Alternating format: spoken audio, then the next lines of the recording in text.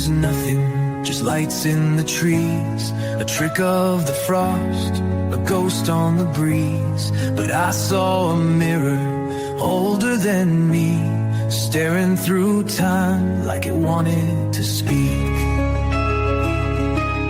The forest went silent, the world held its breath.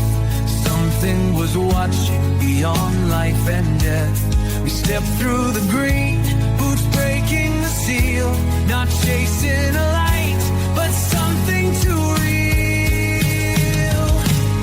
I came back with salt on my skin, my mind split wide when the storm got in. They call it a test, but I know the deal. History blinks beneath the green veil. Yeah. And good evening, everyone, and welcome to our recap of Chapter 2, as well as our preview for Chapter 3.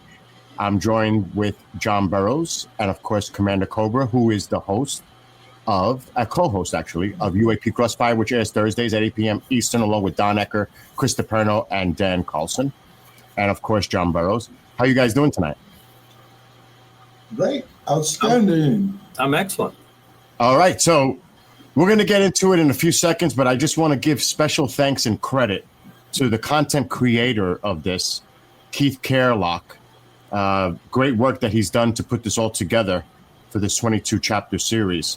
And here's one of his websites right here, Becks Creek Soundscape Studio. So it's at bcss.rocks. Also, YouTube, you can see it at Rose City Sound Project. A lot of the music that is part of this series is there. It's extraordinary music. And as we were talking before we came on the air, John specifically was talking about frequencies in music. And John, go into that a little bit. Well, it goes back to the simplest way to look at it is the government realized the frequencies at a certain point. They started realizing that they can affect a lot of different things. And one of the first people that worked on it that's been declassified was a guy by the name of Persinger.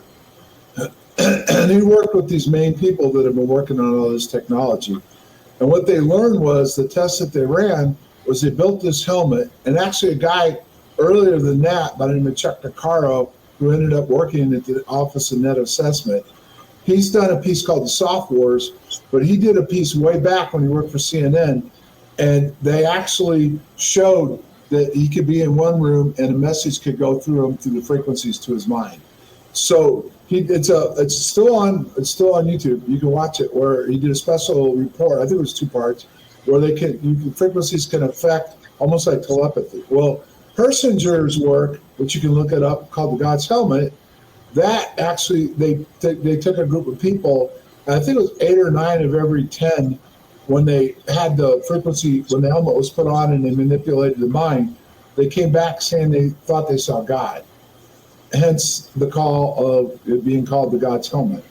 So frequencies can affect your mind and your mood just like music can.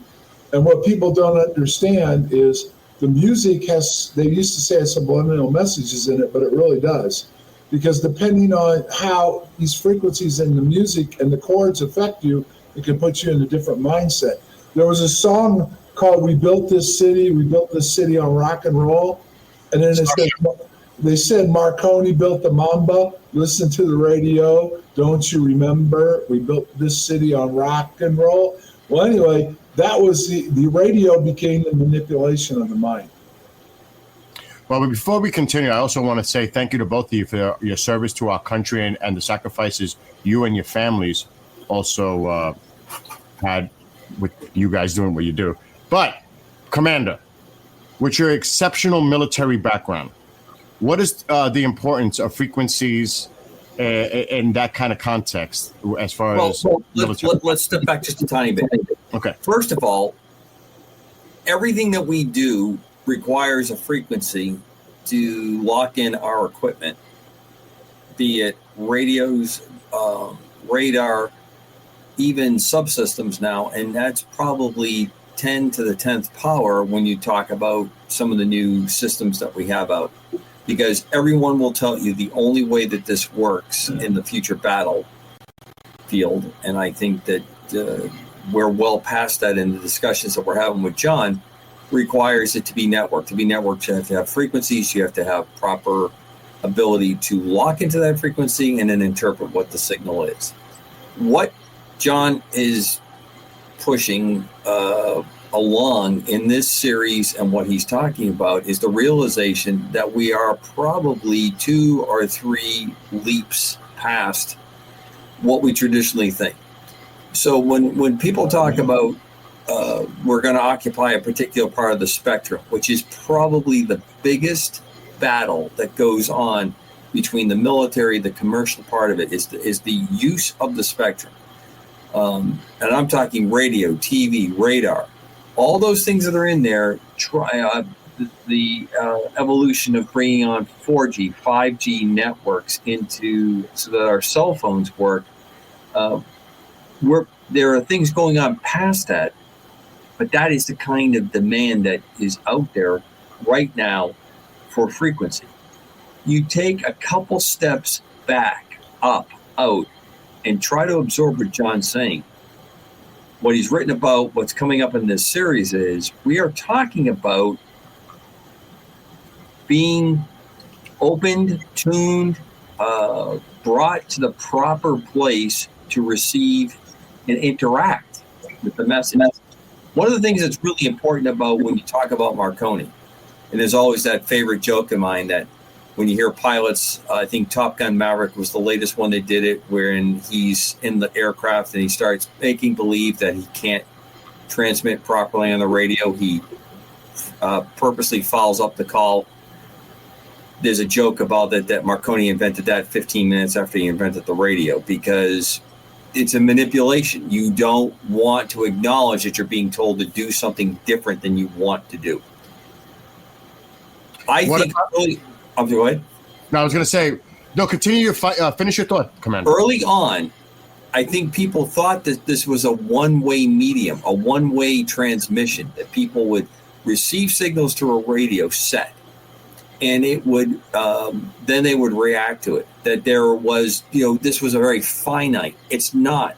And what's happened over the last probably 4 or 5 decades is the ability to demonstrate that we can now tune frequencies, send the signal out that is having major biological, psychological effects. And that's prevalent in weapon systems. That's prevalent in how we're controlling weapon systems inside aircraft. This is what's going to allow, if we continue to function in the type of aircraft we're working with, where G-forces are a factor, you're going to be able to control with your mind. Mindscape was a really good movie that explained that. They came up with a way that allowed them to use brain waves, brain interaction, connection, again, via frequency, that allowed them to manipulate the physical aspects of this world that we're in. In our case, maneuvering an aircraft or some other kind of activity that was going on. So, when you look at your question, Bill, go ahead. I was going to say, because you just touched on it, what I was going to ask you, the weaponization of frequency. Would you classify the use of microwaves as a frequency? Look what happened in Cuba with that incident. Would you classify that as? Sure, but I mean, in that same spectrum of the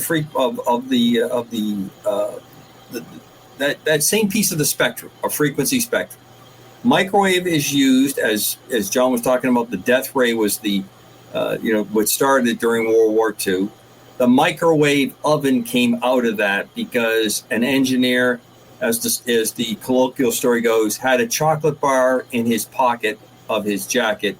He was close to a microwave emitter, and it caused that chocolate to start to melt in his pocket.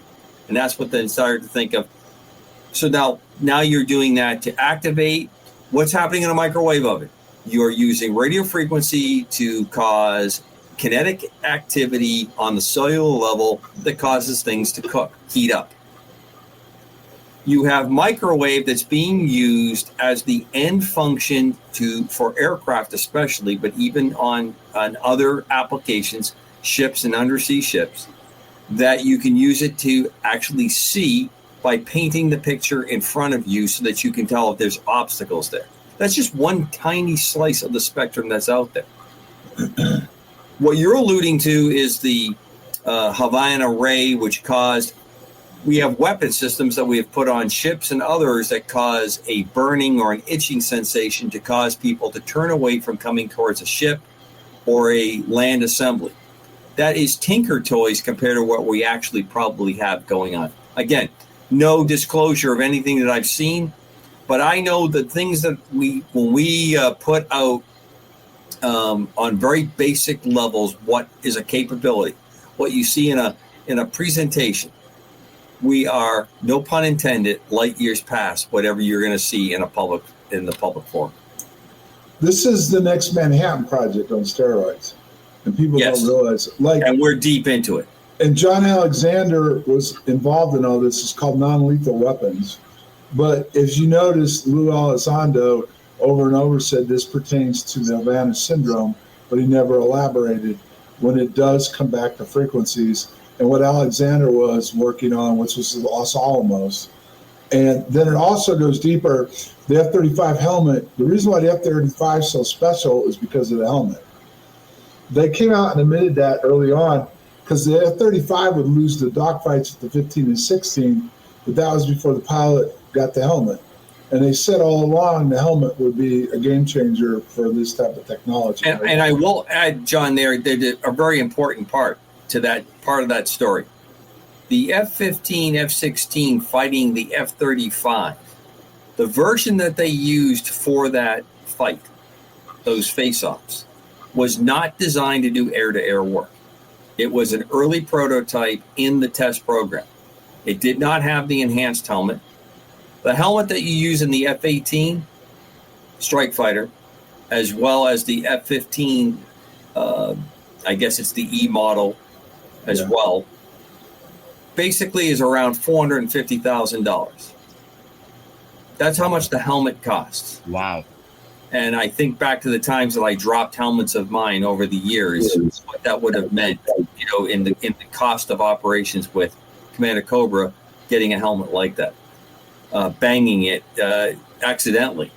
My point being is that helmet and that interface falls directly into what John is talking about, and I think it's a legacy of John's experience and what's coming up in this series. That we are looking for practical applications. And I don't think it's nearly anywhere near the highest form of the art. I think that this is what I was saying when we had our last get together. We are taking concepts. We are applying quantum type physics to a more mechanical world that we are. We're trying to get whatever edge we possibly can in any spot that we can to cut down any amount of time, any kind of lack of interface to network better, and that's what you're seeing. And the integration of AI, Commander. Yeah, and what's readily available is probably nowhere near what we have operating. But you have to be able to mass produce it. You have to be able to put it out in higher numbers, and until you have tested it and come up with a conclusion.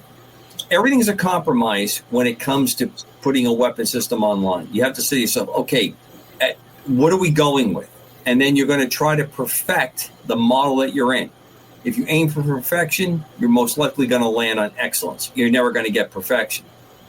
And there's a finite amount of time, money, and resources, and then also the disruptiveness to the rest of the marketplace around you. That's a big part of what goes on here.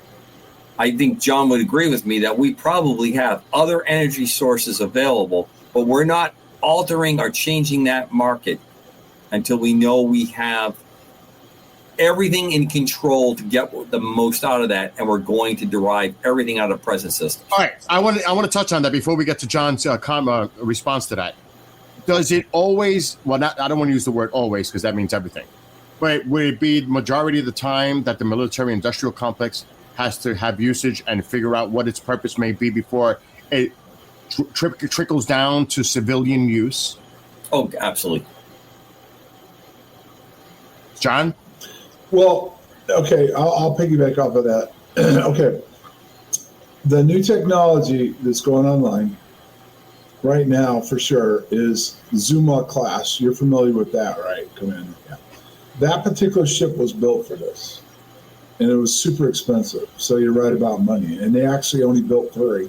They were going to build like 20 or something like that. But they're also going to put a hypersonic missile test. They're doing it now, actually. Yeah, but they only built 3 allegedly. I know. Yeah. But they're also re-equipping all the aircraft carriers.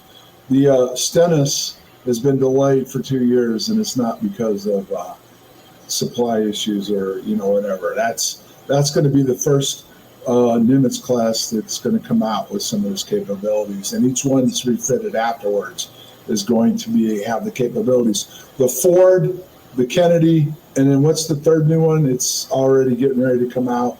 Those are the Ford class. Yeah, the Ford class already have it. It's the Stennis, when they go back in for refuel, they're getting refit with some of this technology. So this is all being done. I haven't heard yet, but they've been testing it on tanks. So my guess is there'll be a new tank come out here soon. Well, look at the Valkyrie, the wingman that they're developing. And I'm sure Commander's very familiar with this.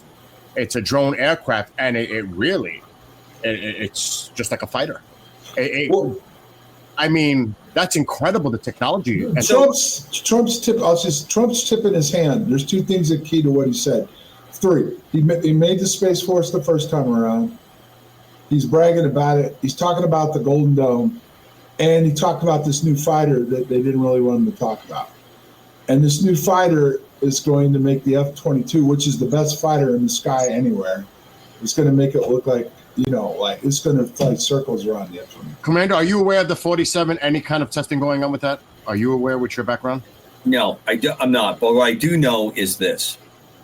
There was extensive prototypes flying of these aircraft for the program called NGAD, Next Generation Air Defense Fighter. And that is why they were able to very quickly come up with whatever the winning design is.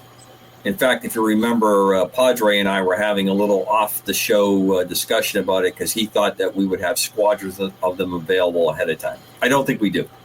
I don't think we've mass-produced the airplane because we have put ourselves into a very difficult position.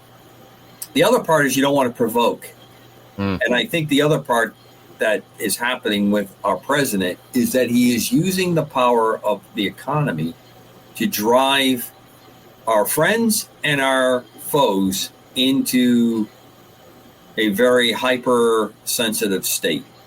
So why these aircraft are coming out and why these things are, while these aircraft are being produced and other systems like it, we're also driving the fact that the PRC now finds itself in a very, very tight spot because of the tariff business, because of the things that are going on with the economy, what is going on that Europe just came on and the EU just said, look, we know our future lies with the ability to use the U.S. market. We got ourselves into a bad spot on being able to produce. So this is why you see the emphasis on these capabilities coming out. And as John said, Space Force, major importance there that's overlooked. And it makes a lot of griff for other discussions about what the Space Force knows and all the things that go on. I have many friends that talk to me. Space Force knows what happened, in the political and different parts of the stream. I don't see that. What I do see is the ability to have a service that is not shackled to the older methods of how we're going forward and how things are being produced. The other piece that's happening with this advanced technology, as you talked about, the wingman, The Valkyrie. The Valkyrie system, but I think they call it Loyal Wingman and some of the other programs. Yeah, there are others. It allows you to have 4 or 5 aircraft flying around. I got to tell you, though, from a standpoint, I love the capability. I think it's fantastic. I also think it's an unbelievable logistics headache. And if you are following a lot of stuff, you hear a lot of people talking about that. So now you're going to have 5, 6 aircraft that go. If they don't have them at a price that is acceptable, how do you put enough of those out? Because they could actually be very often one-way missions for the loyal wingmen, because they're going to run them out of fuel. But one aircraft, as John was speaking about, with the type of technology we have right now, causes 4 or 5 aircraft to either act as one or act as 5 to 6 separate agents that are going on. Wow. And why do you have to have the human in that? Why don't we have AI doing that?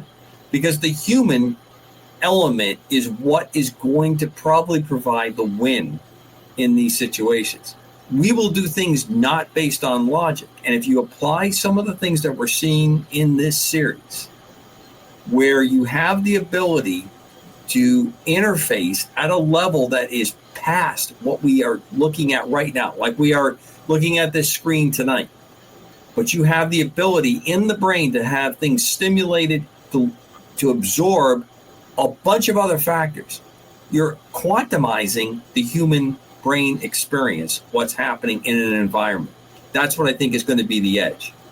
The other thing is this, and for all the folks that are going to drop me the email that I'm a naysayer on unmanned aircraft, I'm not. I just don't think it's a panacea.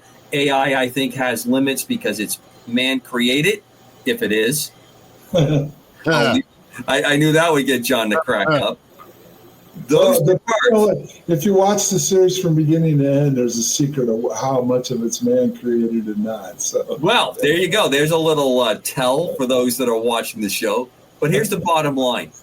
Anytime the government comes out and says anything, grab your wallet. Literally as a taxpayer and figuratively as anyone listens. I have a friend who absolutely despises the F-35, and he sends me every single article about how the F-35 is outclassed, beaten by every airplane out there. The Chinese have better airplanes, on and on and on. And I crack up every time because that is exactly what we want people to think. And I'm not overselling anything. What I'm saying is, anytime you can show me an unclassified source, even a classified one can be spoofed intentionally to do that. It's disinformation. And that is as much part. It is the negative side of everything that we're talking about in this series that's being generated on there. And I always use the historical example. Terrain following radar. We had people come back and say that we were further and further behind, that we're having more and more problems with terrain following radar because we wanted the then Soviets to ease up on what they were trying to do in the same realm. When we were actually scoring very, very good capabilities. The same thing happened with the F-117 in stealth. They never gave it out. They never truly told what was happening. And then one day, everybody showed up and said, guess what? You don't have to fly low up anymore. Here's what's going to happen. These magical airplanes are going to fly in between 5 and 20,000 feet, and they're going to take out all the integrated air defense systems. And everyone looked at, come on, what are you talking about? And we had been flying the 117 at that point in very good tactical test, real world applications in places like Nellis and China Lake, Fallon, and the aircraft was actually operating and proving that it could do it. It was so good that they had to put 2 other airplanes in front and back of it so that the radar people knew where they were. Wow.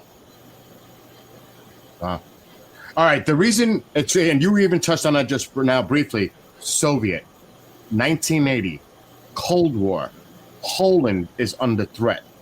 I mean, there is a lot of tension going on globally at that moment when John had his experience. Now, if you haven't seen Chapter 2, you really need to go back and watch it. It's on KGRA's YouTube, Rumble, on X, at Global Radio Live. You really need to check it out because that's really going back to when it all began, Rendlesham. Now, what if, and I'm just saying, and I want to hear, because in the description of this show, global powers are involved, possibly, in this chapter, but it could be something else.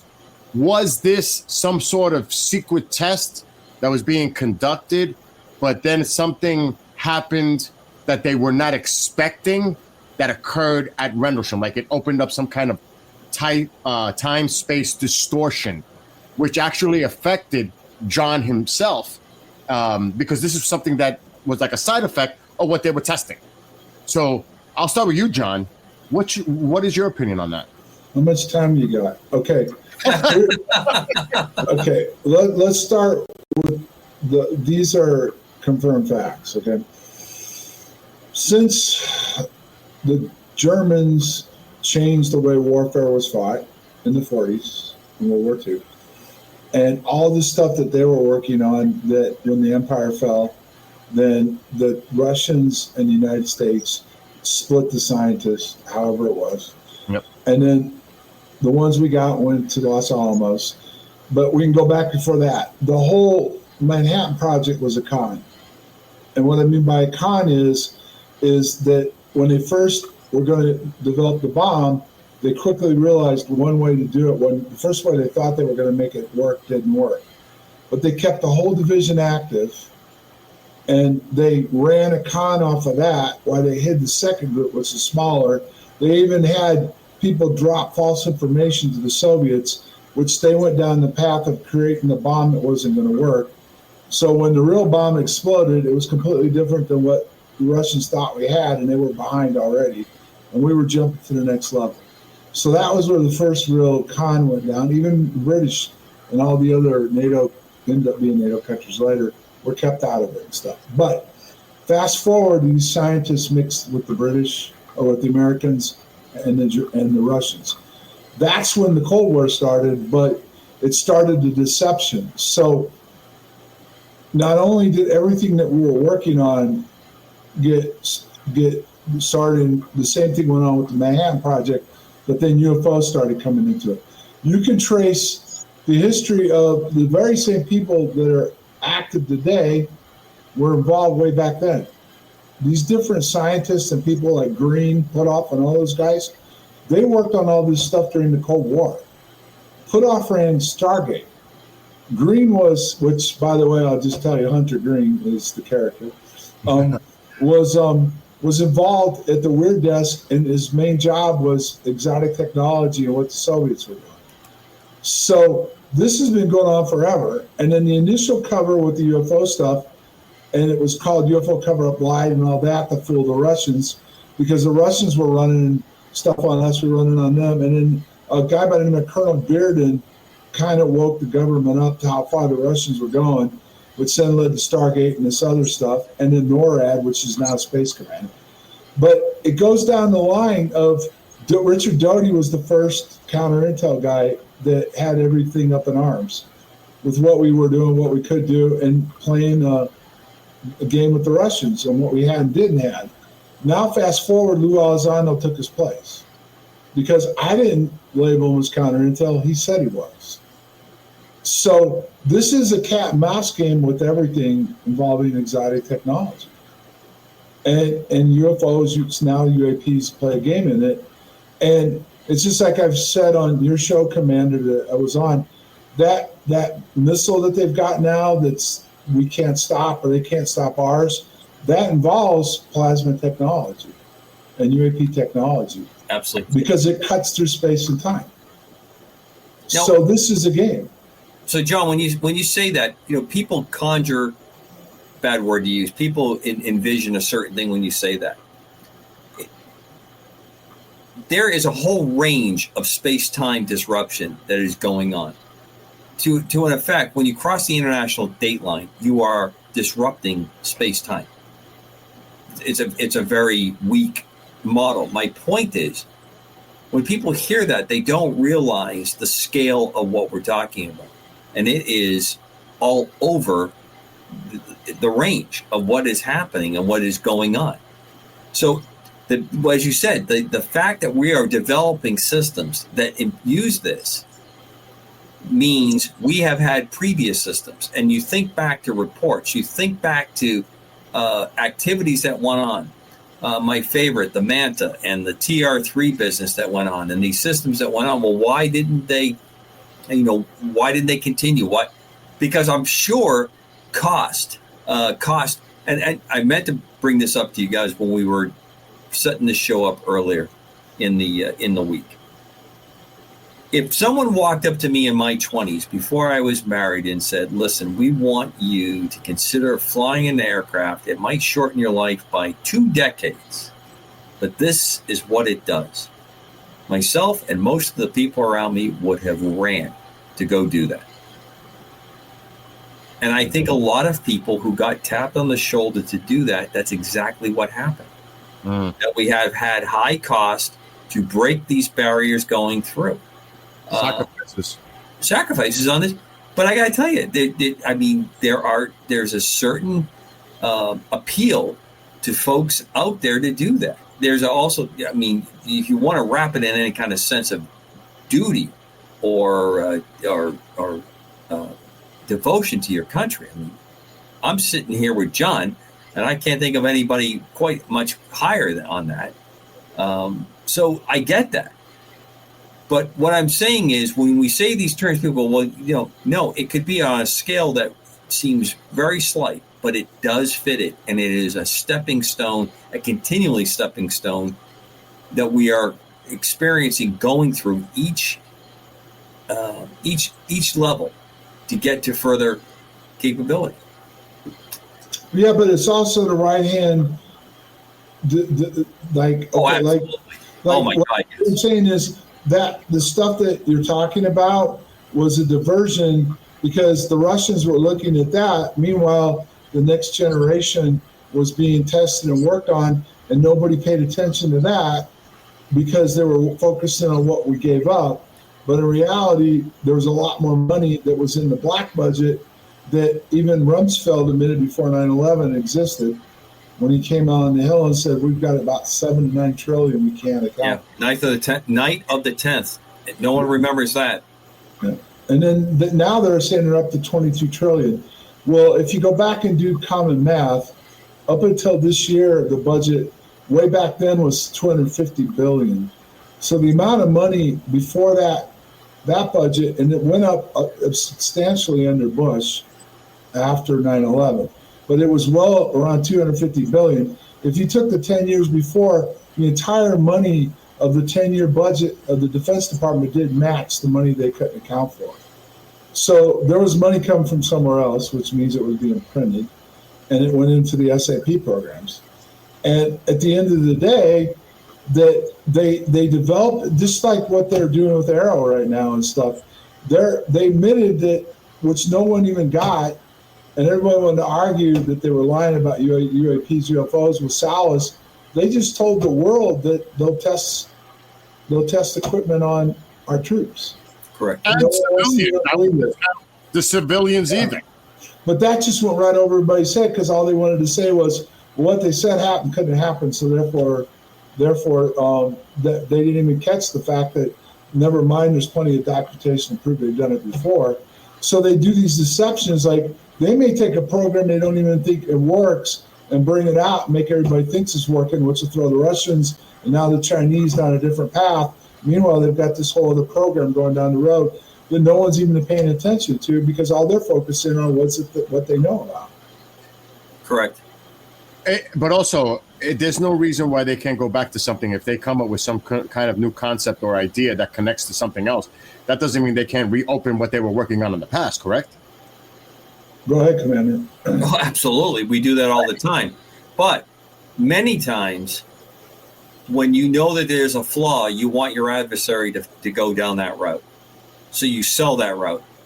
Yep. And then you sell them the technology with the fatal flaw built into it. It's like a PSYOP. Let them spend the money to try to counter that. Or let them buy the technology that doesn't work, or that you control the technology. And if you think about what John is putting out in this series, it is sort of like the Hezbollah pagers that the Israelis put into. Unbelievably beautiful program on what they were able to do. And they were able to trigger that at a later date, remotely, with a frequency. No pun intended. No illusion intended. I'm being straight up on this. And I think we're operating at a scale 1,000 times further down the line on that. And we want our adversaries to be worried about that, but also rabid for anything that they can get their hands on. Now, I don't want to give any, because we're getting a little bit low on time here. I want to talk about a preview of Chapter 3.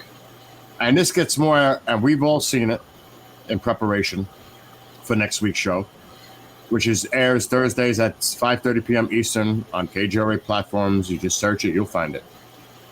But it gets more specific with this, as you mentioned, Green and Putoff and some of the other individuals.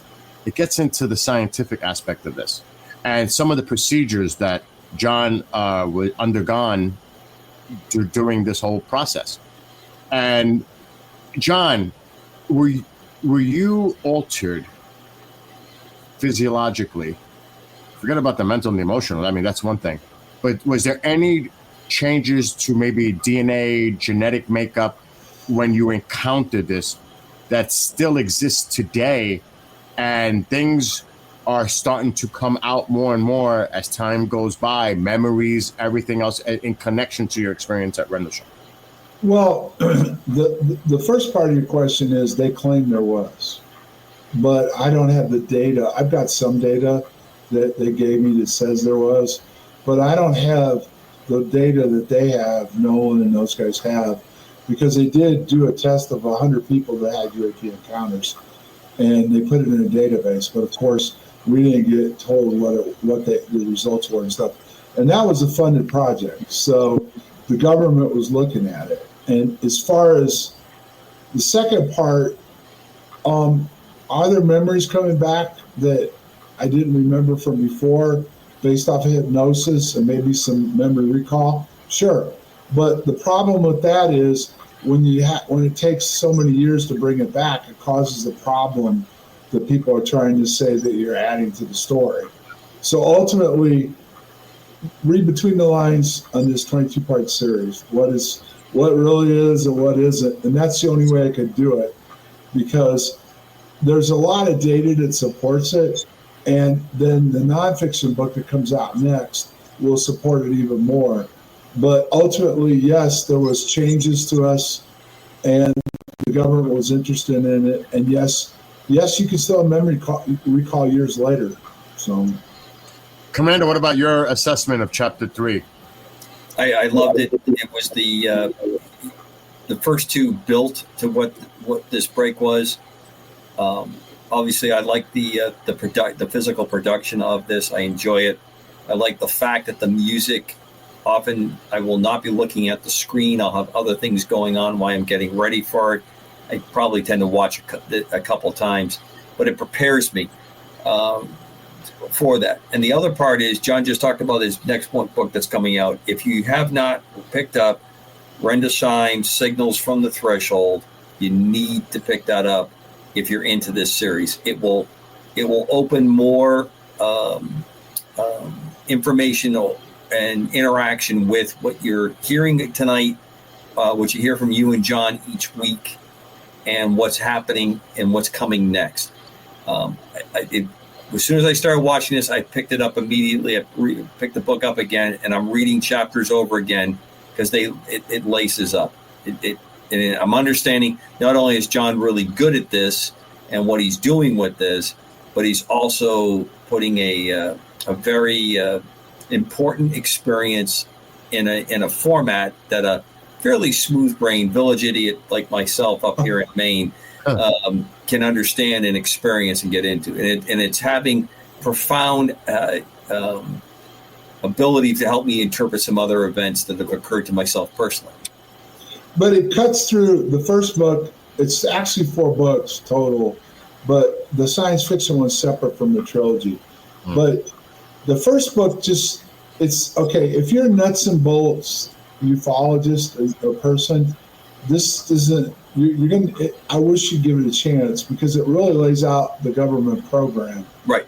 And where it started and where it's going, and what offices were involved and what people were involved. And it's interesting that the Office of Net Assessment is covered quite a bit in this book, and they just closed it down. They just announced 2 days ago that they closed the office down. I'm wondering, John, are you working for Doge? Is that it? You have a part-time gig with Doge? Is that what's No. It was interesting. The article said they've just cut down our abilities for future warfare. Right. They took away a whole thing that would help us for going forward. That's what net assessment was. So I don't believe it's shut down. Oh, absolutely not. They just changed the name of it, and probably I'm not going to sit there and say for sure, but I know that no one knew about it until it came in this book. And I've got outstanding FOIA with them right now, but they can just politely come back and say the office no longer exists, so therefore they know the data is no longer there. So this whole area of the net assessment was completely run by Andy Marshall until he died, and his whole job was the future. Right. And his nickname was Yoda. And all the advanced technology that you've talked about that we know about had something to do with him in his office. And now they just shut it down when we're going into the future. So they didn't want that office to be known, and so now they quietly shut it down. Or moved it. So that's an interesting concept to me alone, let alone trying to understand. There's an intricacy to this. It's just not a nuts and bolts UFO coming from Zeta Reticuli and coming down. It involves everything around it, what it could be, what they may or may not know, why they're studying it, where it could go, where this could be going. And all they care about is they hope the public argues about whether there's little green men or not, or reptilians or all this other stuff. And that's the counter intel right there. They've got people chasing their tail on stuff that's not pertaining anything to what they're really doing. And then it goes further with consciousness itself, and we could touch on that real fast. Maybe the commander can add to this. One of the things they're trying to do when they say they're going to take the pilot out of the craft is the only way they could do that is if they were able to take human consciousness and put it into the craft with the AI. It sounds like a Clint Eastwood movie. Yeah. You remember that movie? Yeah. talking about Firefox? Yeah, Firefox, yeah. Yeah, but Firefox was there so they could read mentally. That's how he was able to maneuver under high G. Right. But that's the new 35 helmet. But remember, you must think in Russian. Yes. Yeah, that was funny. Please don't even bring up movies like that. No, but With a loser like me, I mean, I could probably show you the Clint Eastwood, Craig Thomas cover of the book if you gave me enough time. I could probably. Yeah, I know they always do that, but the movie that's closest to where we were and where we're going is the movie called The Final Countdown. Oh yeah, Oh, absolutely. Movie. And the kicker is everybody missed this. Most people did at the end. The final scene was just beautiful, where when they come back, the guy they left behind was now sitting there in a limo with the lady they left behind, and the dog jumped in the limo, and he was they were implying that he was the reason why that carrier existed in the first place. Right, because they love their dog. Yeah. But do you remember the scene when they couldn't even communicate? Yeah. They had no idea how to get to Pearl back with the communication systems that they had currently. They had no way. They finally figured it out. But it just shows you that was only 40 years. Yeah. And was that an accidental entry into the portal, or was it on purpose? It was probably created by the nuclear ship itself. But what I'm getting at is you have a person on board that ship who's a naval historical buff that goes back and is able because at that point and thereafter, that's when we have our incredible breakthroughs in codes and stuff that's going on. Yeah. So, I mean, it's a masterful movie that does not get anywhere the tell that it should. I mean, it doesn't get that. Not only that, but the guy that the ship waited 2 days before it could leave. It left late because he wanted this guy was going to take the company over to understand. And last but not least, you remember when the senator he called it Department of Defense. He goes, oh no, never mind the War Department. So it was just hilarious. But people just they were telling us a story back in 1980, how far and where we possibly could have gone. And I think movies like that and shows like that, Philadelphia Experiment. I think they're done to measure people's reactions and see what people react and catch the message. Who locks into the frequency, who gets into the deeper message, who reacts to it. Right, but not only that, but guess who drove that movie? The Office of Net Assessment and the think tanks that were involved with it. Now that I did not know. Neither did I. Well, I didn't know this either, that how much these think tanks control our TV. Well, okay, all this sci-fi. Obviously, you didn't watch enough X-Files. Well, yeah, but we actually found, it was funny. I'll tell you guys a quick story. It was funny, all right? For a while, there was a huge debate with me, Putoff, Davis, and all these guys. And I was looking at the classified papers and I was talking to them. And one of the things that James Worrell and I found was that we found a lot of evidence of these different think tanks, including NASA, that 10 to 20 years before technology actually started coming known to the public, these think tanks were talking about it, and then there were shows done on it. And what we found was these think tanks influenced these shows. Now, there was a particular NASA paper that I found, and I sent it to Putoff, and I always got the brush off when he didn't want to talk about something. He put somebody else to talk about it.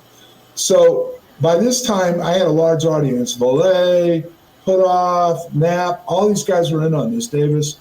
And he was puffing his chest like he likes to do. And he goes, where the heck did you get this conspiracy-based BS? And because I just took a paragraph out of the NASA stuff. I says, well, Eric, I said, I'm glad you asked, because it came from this declassified paper from NASA.